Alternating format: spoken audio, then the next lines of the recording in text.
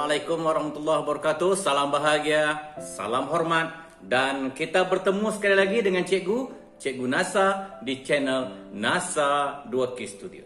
Alhamdulillah kita dapat bersama-sama lagi pada kali ini untuk meneruskan lagi pembelajaran bahasa Melayu tahun 3. Kali ini kita akan meneliti pula apakah yang akan diperbincangkan dalam buku teks pada muka surat 57 dan buku aktiviti pada muka surat 61 dan 62. Kedua-duanya buku Bahasa Melayu tahun 3 jilid 2. Cikgu mengharapkan agar anak-anak telah pun bersedia dengan kedua-dua buku yang telah cikgu nyatakan.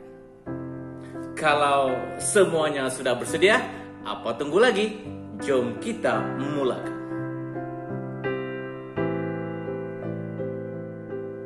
Pada akhir pembelajaran kali ini, cikgu mengharapkan agar anak-anak dapat memberi respons terhadap soalan.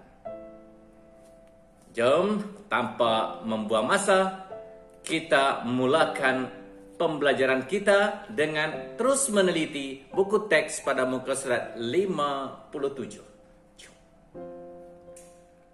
Bumi bertuah, mendengar dan bertutur.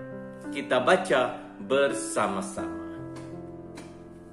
Penternak Jaya.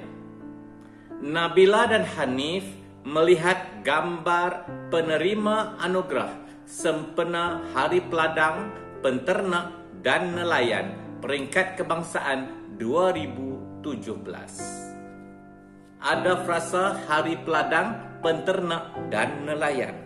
Mengapa hari ini diwujudkan dan disambut? Hari Peladang, Penternak dan Nelayan disambut pada setiap tahun sebagai satu pengiktirafan dan penghormatan kepada warga peladang, warga penternak dan nelayan di seluruh negara. Itu kenapa Hari Peladang, Penternak dan Nelayan diwujudkan. Kita teruskan pembacaan.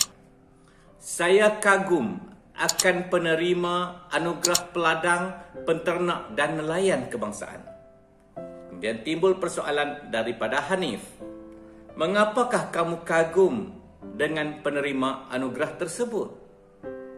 Jawab Nabila. Saya kagum kerana bukan mudah untuk mengusahakan bidang pertanian dan penternakan. Wah, hebatnya. Saya juga bercita-cita untuk menjadi penternak berjaya. Kemudian Nabila bertanya kepada Hanif, mengapa kamu bercita-cita hendak menjadi penternak, Hanif? Pada pendapat kamu, apakah jawapannya nak dikemukakan oleh Hanif? Mungkin Hanif menjawab seperti ini. Saya ingin menjadi penternak berjaya kerana saya berminat dalam kerjaya ini. Mungkin kerana dia cukup berminat dalam kerjaya penternakan. Kita sambung lagi soalan daripada Nabila. Apakah ternakan yang akan kamu usahakan? Kita sendiri tidak tahu apakah binatang yang akan diternak. Namun bolehlah kita meramalkan, kita membuat agakkan. Mungkin dia nak menternak ayam ke, jadi kita boleh buat ayat seperti ini. Saya ingin menjadi seorang penternak ayam telur. Yang lalu kita sudah belajar pada pelajaran yang lalu. Ayam telur adalah ayam yang diternak untuk mendapatkan hasil telurnya. Ada pula pernyataan daripada Nabila. Saya pun ingin mengusahakan bidang pertanian. Tanya Hanif, mengapa pula? Agak-agak kamu apa jawapan daripada Nabila? Kerana saya suka dalam aktiviti pertanian. Soalan seterusnya, apakah jenis pertanian yang ingin kamu usahakan? Mungkin Nabila boleh menjawab seperti ini. Saya ingin mengusahakan penanaman sayur-sayuran. Itu maknanya kita telah cuba memberi respon terhadap soalan-soalan yang dikemukakan. Dan selepas ini kita akan melangkah ke buku aktiviti muka surat 61 dan 62 dan kita cuba memberi respon terhadap soalan-soalan yang dikemukakan. Jom ke buku aktiviti. Buku aktiviti muka surat 61. Bumi bertuah. Aktiviti 1. Berikan respon terhadap soalan. Ikan puyuh. Imran telah mengunjungi pakciknya yang mengusahakan ternakan ikan puyuh. Pakcik Harun memberikan penjelasan tentang ternakan ikan puyuh kepada Imran. Ikan puyuh adalah satu spesies ikan air tawar bersisik keras dan bersirip tajam. Tempoh matang ikan puyuh puratanya antara 120 hingga 150 hari. Tempoh matang maksudnya tempoh tumbesaran. Tempoh ikan ini membesar sehingga kita dapat mengambil ikan ini untuk dipasarkan. Kolam ternakan yang paling baik ialah kolam tanah kerana terdapat tumbuhan seperti kiambang di dalam kolam ikan puyuh. Apa pula maksud kiambang? Kiambang ialah satu tumbuhan akuatik yang hidup timbul di permukaan air. Pokok ini telah tersebar secara meluas di kawasan beriklim tropika. Okey, kita teruskan lagi pembacaan kita. Ikan puyuh boleh dibuat pekasam. Pekasam yang digoreng rangup sedap apabila dimakan dengan nasi putih. Pekasam ialah ikan yang diasinkan atau dimasamkan dan disimpan beberapa lama. Biasanya ikan-ikan yang diasamkan ini dicampur dengan garam dan beras goreng yang telah dihancurkan. Manakala masa pengeramannya di antara 3 hingga 4 hari sebelum boleh dimakan. Sedikit tentang pekasam. Baik. Kita terus pergi kepada soalan dan bagaimana kita nak memberi respon terhadap soalan-soalan yang dikemukakan berdasarkan petikan yang baru kita baca sebentar tadi. Okey, soalan yang pertama. Mengapakah ikan puyuh perlu diternak dalam masa 120 hingga 150 hari?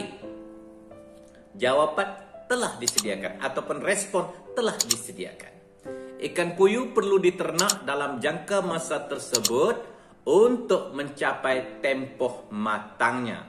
Boleh diambil hasilnya untuk dipasarkan. Baik, soalan yang kedua. Mengapakah kolam ternakan yang paling baik ialah kolam tanah? Apabila ditanyakan soalan seperti ini, untuk jawapan yang lengkap, kita perlu mengulang ayat-ayat ini. Kolam ternakan yang paling baik ialah kolam tanah kerana. Apabila kerana, kita perlu mencari sebabnya.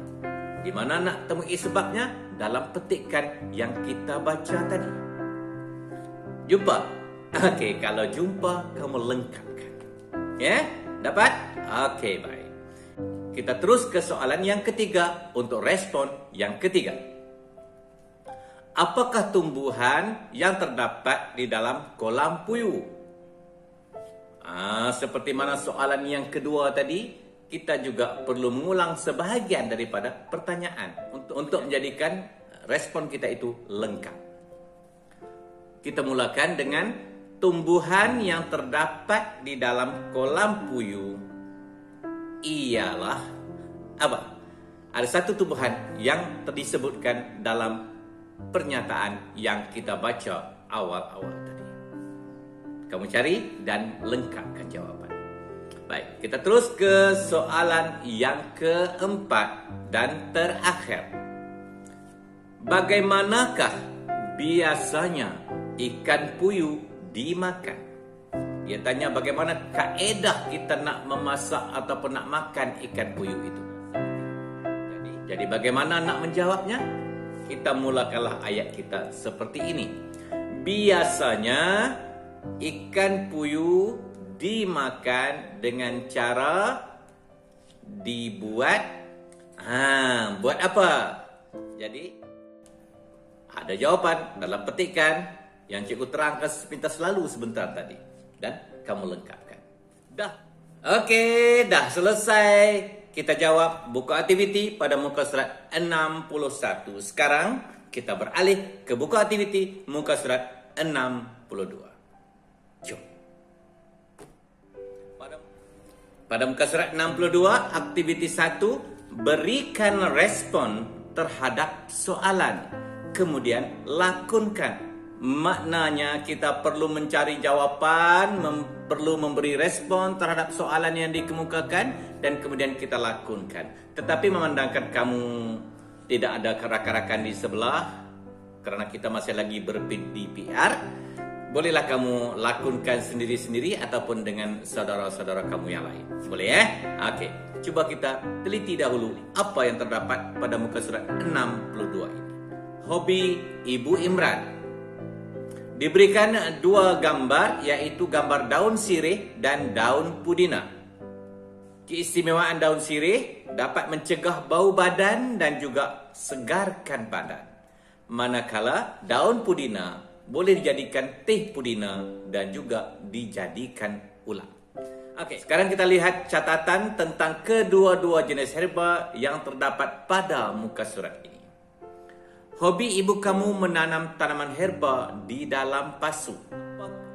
Apakah tanaman herba yang ditanam oleh ibu kamu? Apa respon kita? Gunakanlah kedua-dua gambar yang diberikan tadi. Mulakan ayat dengan tanaman herba yang ditanam oleh ibu kamu mesti ditukarkan dengan ganti nama saya. Ialah, tulis kedua-dua herba tadi. Boleh? Dah pandai. Boleh ya? Okey, lengkapkan. Kemudian soalan yang kedua.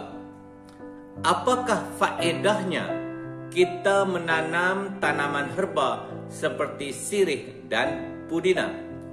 Pada pendapat kamu, apakah faedah kita menanam herba seperti ini? Bolehlah kita mulakan ayat seperti ini. Faedah kita menanam tanaman herba seperti sirih dan pudina ialah tanaman ini boleh digunakan sebagai bahan perubatan dan juga bahan masakan. Cikgu lengkapkan terus jawapan ataupun respon untuk soalan ini. Soalan seterusnya. Pada pendapat saya, menanam tanaman herba juga dapat menjimatkan perbelanjaan. Apa pendapat kamu, Imran? Bila dia tanyakan pula pendapat, maka Imran boleh menyatakan sama ada bersetuju ataupun tidak dengan kenyataan yang diberikan sebelum ini. Okey, jadi bolehlah kita mulakan ayat seperti ini. Ya, saya bersetuju dengan kamu. Titik, kita sambung lagi. Kita tidak perlu membeli tanaman ini lagi. Dah ada, tak perlu beli dah. Ya? Okey. Dah, cikgu telah memberikan panduan hampir keseluruhan untuk soalan ini. Kita pergi kepada soalan yang terakhir.